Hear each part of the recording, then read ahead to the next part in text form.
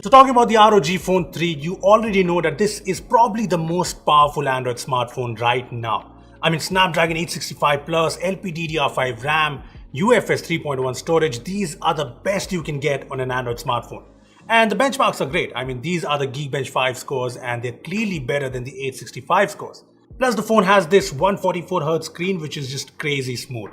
But hey, there's a hack going around that unlocks 160Hz refresh rate on the ROG Phone 3. Well, I obviously tried it out and I think it wasn't a big difference from 144Hz, but hey, I wanted to try it out. First up, I obviously turned on the X mode, the high performance mode on the ROG Phone 3, and I love how the wallpaper changes when I turn it on.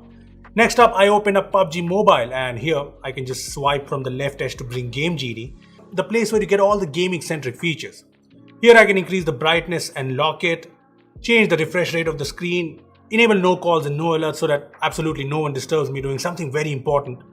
Anyway, there's also the option to see real-time info of the CPU, GPU usage, the battery, the phone's temperature and the FPS while gaming. It's super handy, so I obviously enabled it.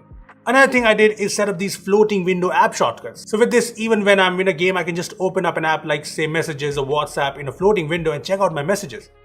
There are a lot more options here, like the ability to go live on YouTube, and as you can see, it also uses selfie cameras. So it's clear that along with gamers, the ROG Phone 3 is also aimed at content creators who want to stream their gaming sessions. There's also the option to record the screen, create macros, set up crosshair, and obviously the super cool air triggers. Now, I obviously set up the air triggers. I showed you last time that there are dual partition air triggers now, so you can set 2 buttons on each of these ultrasonic triggers on the top, similar to L1, L2, R1, R2 on controllers. Well, I set the 2 actions on the left to left peak and right peak. And for the right air trigger, I just set it to tap and I set it to shoot. I also set the motion control to reload, as you can see. Once I set everything up, I started to play and the gaming experience on the ROG Phone 3 has been fantastic. I mean, the phone obviously supports the max graphics, that's HDR and extreme. And I've played all types of games with this graphics setting, all the maps including the new Livic map, TDM matches and more. And the performance has been just amazing. Coming from HD and high graphics on the Nord, the game just looks stunning on the ROG Phone 3. HDR just shows. And thanks to the extreme frame rates, the game just looks very smooth no matter how intense things get. Plus the 25 millisecond response time of the screen makes the whole experience very responsive. Also, the air triggers make the experience way better. Here's me peeking from the left air trigger and shooting with the right air trigger.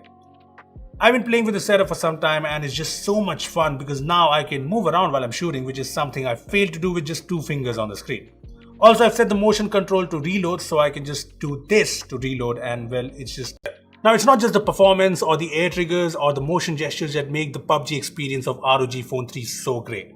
I like that the phone's bezels avoid accidental touches and I like that the phone has a 6000 mAh battery that lets me play the game for long durations without worrying about the phone dying. And when the battery does get low, unlike other phones, there's a charging port here, so I can continue playing without the charging cable making things uncomfortable.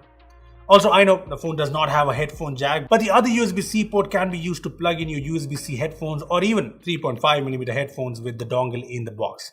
Plus, the phone charge is pretty fast. The 30-watt charger in the box takes the phone from 10 to 50% in just 30 minutes, and the full charge takes around an hour and 40 minutes, which is pretty fast for that insanely big battery. Another thing I like here are the speakers. I mean, the speakers here are so loud, but the more interesting thing is that depth and surround sound effect that you get with these stereo.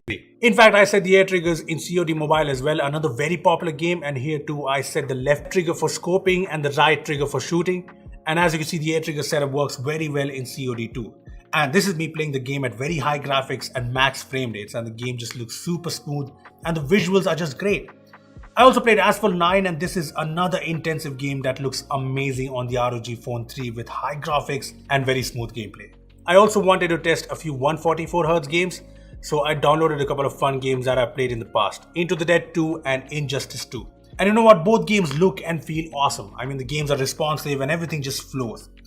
I especially like the great combo of high graphics and high frame rates in Injustice 2 because it looks crazy good.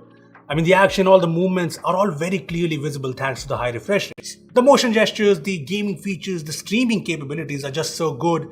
Air Triggers 3 are a lot more versatile and it makes for some amazing functionality. The speakers are amazing, the battery awesome, and I like the thoughtful charging port and fast charging. See, the ROG Phone 3 is not the perfect smartphone, but it's definitely